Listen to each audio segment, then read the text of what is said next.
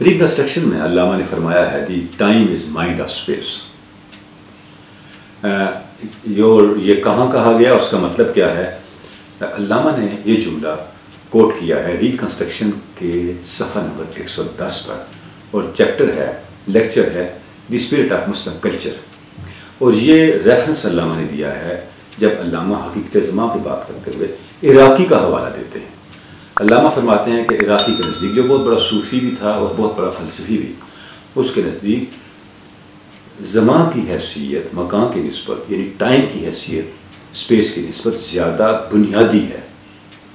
اور علامہ خود اسی موقف کے قائل ہیں.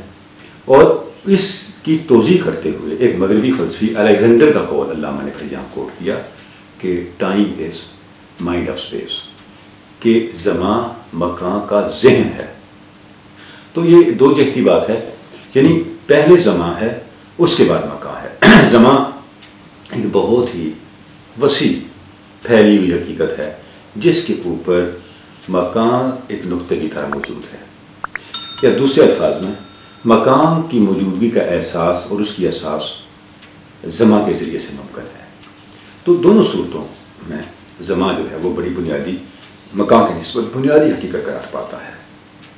اور زمان کی یہ جو پیش روئی ہے مکان کی نسبت، ہمیں حل عطا الانسان حین من الدہر سے بھی ملتی ہے، جہاں زمان کو مکان سے پہلے ہونا بیان کیا گیا ہے.